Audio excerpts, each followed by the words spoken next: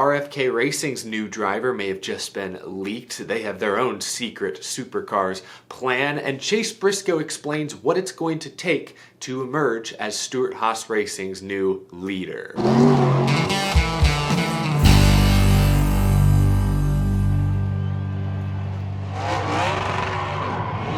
How's it going, y'all? My name is Eric. Welcome to Out of the Groove. Open wheel invasion? No. A Supercars invasion? Yeah, it's officially here. Shane Van Gisbergen's win at Chicago this past summer has opened the floodgates. Obviously, SVG will run the full Xfinity schedule next year. We'll also make a bunch of Cup starts. Brody Kostecki with RCR. Now, according to the latest Speed Cafe newscast, Ford is getting in on that Australian action. Supercars contender Cam Waters will reportedly make 3 NASCAR Cup Series starts for RFK Racing in 2024. He has sponsorship from Monster Energy, who has supported his desire to race in the United States. Presumably, Waters will drive the new Stage 60 entry that RFK unveiled a few weeks back. Australian Supercars have become the new NASCAR Xfinity Series. I may need to start watching their races more closely in 2024 because that's where all these teams seem to be looking now for new talent. I think it's great that so many international drivers are interested in racing NASCAR, and RFK specifically, we've raved about Trackhouse and Justin Marks' willingness to be bold, to step outside the traditional NASCAR team owner model. Brad Keselowski, since joining Roush Fenway and forming RFK, I think has made a similar difference. Got these new teams, new team owners taking chances, trying new things, breaking the traditional mold in many ways, and it worked out great for Trackhouse this summer with Shane Van Gisbergen winning one of NASCAR's highest profile events. I don't know much about Cam Waters, I don't know much about Brody Kostecki for that matter. I do believe this Supercars invasion may have more success than the open wheel invasion ever did. And that's because the next gen car is so similar to the Australian V8 supercar. Everything but basically the steering wheel's on a different side. I know it's a little bit more complicated than that, but think about the damage Marcos Ambrose could have done if the next gen car arrived 10 or 15 years earlier than it did. I think about that sometimes. Guys like Shane Van Gisbergen, potentially Brody Kostecki, and even Cameron Waters have real opportunities to do something special. I don't know what races Cam Waters is scheduled to do. The report is just 3 Cup races for RFK, likely in the 60 car. I assume they'll focus on road courses. In 2024, there's Coda, Chicago, and Sonoma in the regular season. Now there's 2 road courses in the playoffs with Watkins Glen and the Charlotte Roval. I wouldn't be surprised if Waters does the 3 regular season road course races, especially Chicago. I honestly bet there'll be more Supercars drivers that haven't yet even been announced or leaked in that race. Shane Van Gisbergen, again, he has opened the floodgates. You could argue Marcos Ambrose winning at Watkins Glen years ago sort of, cracked the dam. Shane Van Gisbergen's win last year burst it wide open. So that's where we are now. Interesting news. Again, just a leaked report talking about some of RFK and Ford's future plans. But let's move on and talk about paint schemes, because Houston, we've got a serious problem. Hendrick Motorsports just unveiled William Byron's Exalta and Raptor paint schemes that he'll run in 2024. And to each their own. If you like these paint schemes, more power to you.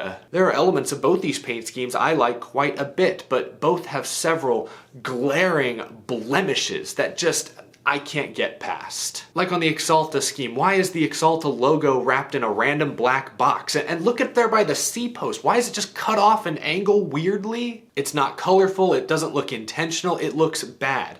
The Raptor scheme, I actually like that they're going with a green base this year. But on the front of the car, what's with this mustache? Or I saw someone on social media were calling it like a unibrow there. Why? I don't understand. Why not just leave that part green? What's with all the weird connected stripes around the headlights? What's with this random black, piece on the rear quarter panel? It just looks incomplete. What is going on? A few designers pointed something out on social media that for now I think is simply a theory, but it's a very convincing one. Ryan Pastana, who does graphic work for Alpha Prime Racing, said schemes designed to cheat the OSS are ruining designs. Just sucks. OSS, I believe, stands for Optical Scanning System. It's NASCAR's inspection process where they take the cars into those dark tents and blast those neon lasers to scan the body down to the nearest fraction of a millimeter to make sure everything's within the proper ranges. Designer Harris Liu tweeted, NASCAR scheme designers, when the OSS team gets a hold of their masterpiece, stop blowing holes in my ship. Man, I've always wanted to quote Captain Jack Sparrow on this show, so they're exactly right, I believe. Their theory is correct. These two William Byron paint schemes feature weird, intricate, confusing design elements solely to try and trick NASCAR's scanning inspection system. When these systems were first introduced 5-6 years ago, there were reports at the time that the system maybe read dark colors differently than lighter colors. Teams would try to exploit that. Remember, cars used to show up to the racetrack with, like a little random black strip on the rear quarter panel. Clearly, the teams thought they knew something. They had a way to maybe squeak a millimeter or something by the scanning station. Clearly, Hendrick Motorsports believes they can still get away with things to this day, and they're not the only team. Remember Denny Hamlin, a couple years ago, this is what his Sport Clips car looked like. Clean, white, some red, black, good looking paint scheme.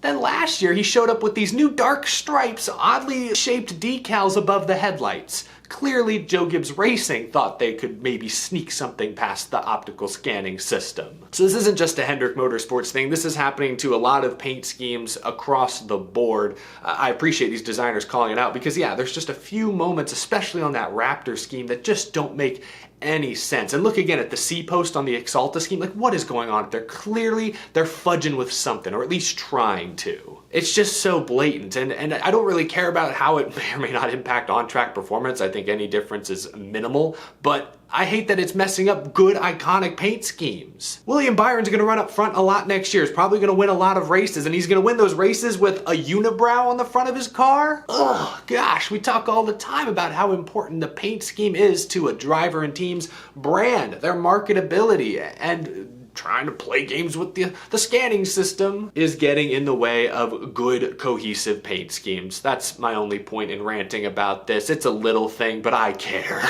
Let's move on. Let's talk about Stewart-Haas Racing, who just announced their spotter lineup. Eddie DeHaan, Andy Houston, Joe Campbell, Tony Raines will team up with their respective drivers. Well, Eddie DeHaan is teaming up with Josh Berry? That's where Chase Elliott's former spotter ended up? Hey, good for them. There's been a ton of spotter movement in the NASCAR Cup Series. Shoot, Ryan Blaney just won the championship and is getting a new spotter. So that part is not surprising, but I'm sure Chase Elliott fans would be interested to know where Eddie DeHaan is headed. He's teaming up with Josh Berry, Rodney Childers, that new 4 team. Stewart-Haas Racing may not be at their peak right now, but they are still extremely interesting in my opinion, especially going into this next season. With Kevin Harvick retired, their unquestionable, undeniable leader these past few seasons, who's going to step up? Can they all step up? Can they all elevate each other and get Stewart-Haas Racing back to its former glory? Chase Briscoe was on SiriusXM NASCAR radio yesterday, and he explained what he believes it will take to become Stewart-Haas's new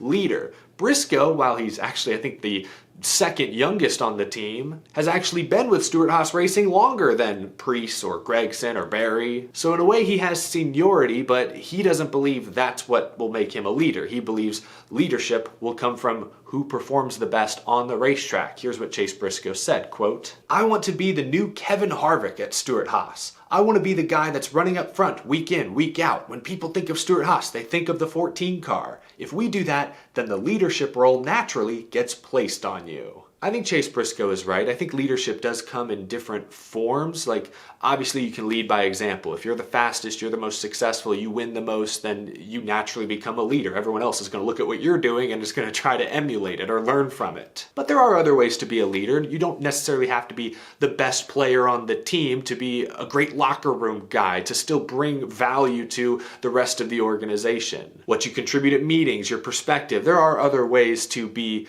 a leader, but Stewart-Haas Racing next year has a shocking lack of experience behind the wheel of their 4 Cup cars. Between Berry, Briscoe, Gregson, and Preece, they have a combined 7 years of full-time NASCAR Cup Series experience. For comparison, Eric Jones, who I think we all consider one of the young guys, is about to enter his 7th year of full-time Cup Series experience. So Stewart-Haas Racing is full of inexperienced NASCAR Cup Series drivers. Not to say they're inexperienced race car drivers. Ryan Preece's modified history, Josh Berry's late model history, they're both in their 30s. Like, in many ways, they are veteran racers, just not veteran NASCAR Cup Series racers by any means. Chase Briscoe right now is the only one of the 4 with a single NASCAR Cup Series win. So I guess my point is, who will be the next leader at Stewart-Haas Racing? You know, Briscoe wants it to be him. I think he's in a good position to take over that role. But again, whose performance will stand out next season? I believe it's a toss-up right now.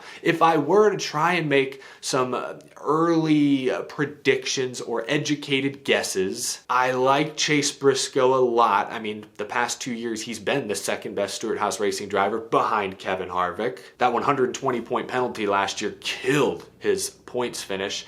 There's Ryan Preece, who outside of the clash did not get off to as good a start in 2023 as I had hoped, but he did finish 2023 pretty well. He had 5 top 15 finishes in the final 8 races of this past season. So perhaps some good positive momentum heading into 2024. I think Ryan Preece is in a position to potentially pop. I got my eye on him next year. Josh Berry, I've always been a little more lukewarm on Josh Berry than some others. Obviously, he's a talented race car driver, and I like that he gets to work with Rodney Childers this next season. I think that will be a great pairing, but Josh Berry's coming off a winless Xfinity Series season in junior motorsports equipment. Sam Mayer won 4 races. Goodness. I think he's good, but I don't really know what to expect. And then lastly, there's Noah Gragson. He's basically still a rookie, in my opinion. Didn't get to finish his rookie season last year. I just hope that his mental approach is better this year. So if I were to create sort of a pecking order, if you will, I think Briscoe's in the best position. I think between Preece and Berry, it's really, really close. Give me Preece for now, but Berry, with Rodney Childers especially, has that potential. And then Noah Gragson, you got to give him a couple of years, in my opinion. Hard to say for sure, but one thing that is for certain, Stewart-Haas Racing, while they may not be as fast as they've ever been, they are still very, very interesting. Leave a comment down below. Which Stewart-Haas Racing driver do you believe will perform the best in 2024? Thank you so much for watching this episode, y'all. Hit that like button if you enjoyed. Subscribe if you're new to the channel. You love all things NASCAR. That's what we do here at Out of the Groove. And a huge thank you to my Patreon supporters for your support every single month. I'll catch you later. Have a wonderful rest of your Tuesday, folks. Thank you so much again for watching.